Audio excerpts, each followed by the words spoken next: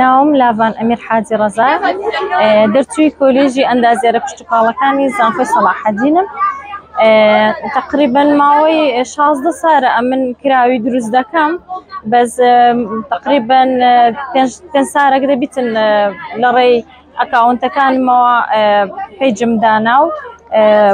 کراوەکانم عەرز دەکەم. ئیشەکانی من تەنها کراو دروستکردن نییە، دلوبەرجی کوردیش ئەوانی کە لە کۆندا بەکارهاتیە، ئەو دیزاینانێک کە لە کۆن بەکارهاتێ دووبارە نوێی دەکەمەوە، یاخود کراوەکان کە لە سەردەمی کۆندا ئەو کراوانەیە کە بەکارهاتیە ئەوانیش نوێ دەکەمەوە. و هەموو ناوچەکان جگە لە کۆیە با برێنی ساو کراوەی لەسەری خۆمە ئی ناوچەی سلێمانیانە هەر مۆدیلە کە هەر خانمەک داوای بکە شەر نییە ئی کوردستانی خۆمان بیت، زۆر شتە بووە ئی کوردستانی دەرەوەش بووە با برێن باکوور دروستی دەکەم وەلایان بەپێی تەڵەبیە کراوی دروست دەکەم، بەس نارم حەسەب تەڵەبیە، ئەگە داوای سەڵتەچیان کردبی کۆییانیان داوای شتێکی تریشیان کردبی دەیکەم. ئامانجی سەرەکیم ئەوەیە جلک و بەرجی کوردی خۆمان کە مۆرچی نەتەوایەتیمانە بیپارێزین، ئەو کولتوڕی خۆمان بپارێزین، هەر وەک هەموو نەتەوەکانی تر کە جلک و بەرجی خۆیان دەپارێزن و شانازی پێوە دەکەن، ئەمەش ئەو حالە بزر نەبی، ئەو کولتورە بزر نەبی، ئەو جیلە جیل بە جیل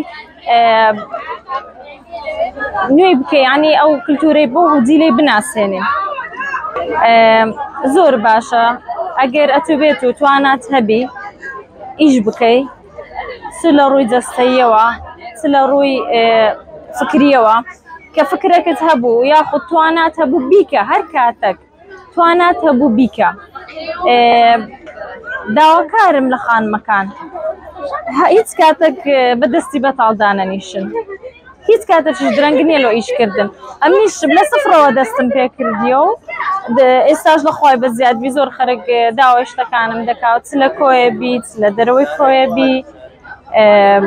لە دەرەوەی وڵات بیتن، ئیشەکانیان بەدرا حەزیان لێیە. حتمما ئەچووکە ئیش دەکەی هەر کەسێک کە هەر ئیشەکی دەکا دەبی فکر لەوەی بکەیەوە کە تێچووی چەندە وە قازانجی چەندە، یعنی خۆت و هەر ئیشەکی دەکەی ئیشی بەلاشە زۆر ناخۆشە بەڕاستی، بەس ئەمن لۆ خۆم هەدەفی من ئەوەیە یەکەم جار کولتورەکەی بپارێزم بمینێتەوە، یعنی زۆر شت هەیە دروستی دەکەم لۆ فرۆشتنێژ نییە، کولتورەکەی بپارێزم ئەوجا فکر لە مادیەکەی دەکەمەوە کە لە ڕووی مادیەوە چەندم قازانجە و هەموو کاتەکیش پارە مهم نییە، هەندێک جار پیشاندانی شتێکی جوان لە ناو کۆمەڵگەکەمان زۆر مهمترە لە پارەی. ژنەکانمان دەتوانن شان بەشانی پیاوەکان کار بکەن، کو پیاوەکانمان دەچن هەموو کارەکی دەکەن ئەمەش دەتوانین بیکەین، بەس ئەرچی ژن کەمەک قورستر دەویتن کاتێک کە ئیشەکی دەکا. ئێستا من کە ئیشەی دەکەم فەرقم هەیە لەگە ئافرەتەکی کە لە مارێ دانیشتە و هیچ ئیشەکی ناکە، چونکە هەموو ئەرکەکانی خۆم وەکو داکەچی وەکو ئافرەتەکی خێزانجار جێبەجێ دەکەم، ئینجا دێمە سەر ئیشەکانم، یعنی دەبی باڵانسەکی ڕاگری لە مابینی ئیشکردن و ینی ماڵداریش. ڕۆڵەکی ئافرەت دەبی دائیمان ڕۆڵەکی گرنگی هەبی لە ڕاگرتنی ئەو باڵانسەی لە مارێ. دەمێ ئەوی باس بکەم کە ئەو کراوانەی کە دروستی دەکەم زۆربەی زۆری نارم هەمووی، بەس وەکو هەڵمەتێکی ژینگە پارێزی هەندێک کەلوپەل هەیە، هەندێک قماشێ فڕی نادەم، نەجاتی فڕی بدەم شتی لێ دروست دەکەمەوە، یان هەندێک مۆری هەیە شتی دووبارە لێ دروست دەکەمەوە. ئەوە تاکە شتەکە زۆر زۆر ینی تووڕەم دەکا، حەزم لێیە زلکی کوردی مۆرچی قەدیمەکەی خۆی پێوە دیاربی. جاران کە ئەو زلکانەیان دەدروی زۆربەی زلکانێک ئەم ئێستا دەیدروم لەسەر ستایلی قەدیم دەیدروم، پان دروایە زۆربەی بەدەستی درویتیان، زلک و بەرگەکی پان و شەرعی تەسک نییە، جەستەیان بە دەرەوە نییە، ئەو ینی پێم خۆشە وەکو قەدیم بی، ستایلی قەدیم بی. سەر و کراویش لۆوەی بەکارهاتیە جاران ژنە قەدیمەکان هەموو لەسەریان بووە، پرچوو ئەویان خۆیان پێدا پۆشتیە چاروگەیان بخواندادا خۆیان پێدا پۆشتیە زیاتر هەوڵ دەدەم ئەو جلوبەرگە کوردیە و ئەو کراوە لۆی بەکاربێ کە خۆمانی پێدا پۆشی نەک وەکو ئافرەت وەکو شتێکی سیر بکرێ وەکو خۆ ئاڕستکردنەک سیر بکرێ یعنی واز لە هەندێک جلوبەرجی تەقلیدی وڵاتانی تر بینی ئەوانکو شتی خۆیان دەپارێزن بامەش هەشتی خۆمان بپارێزین بە جلوبەرجی کوردی خۆمان کولتوری خۆمان بپارێزین و هەر لە بۆنەکانیش لەبەری بکەین.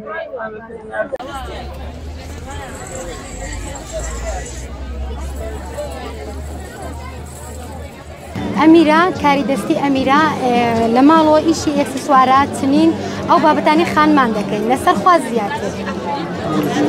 زۆربەی زۆریان ئیشی خۆمن ئیشی مۆدل و یعنی ئازری و مۆری و ئەشتانە تێکەر دەکەین هەتا شتێکی جوان و تەنسیق دەچێت زیاتر فۆلکلۆر و مۆدرن تێکەر دەکەین زۆر زۆر زۆر باشە هەم دەناسرێت هەم دەتوانی داهاتێکی زیاتریش بۆ خۆت دابین بکەیت.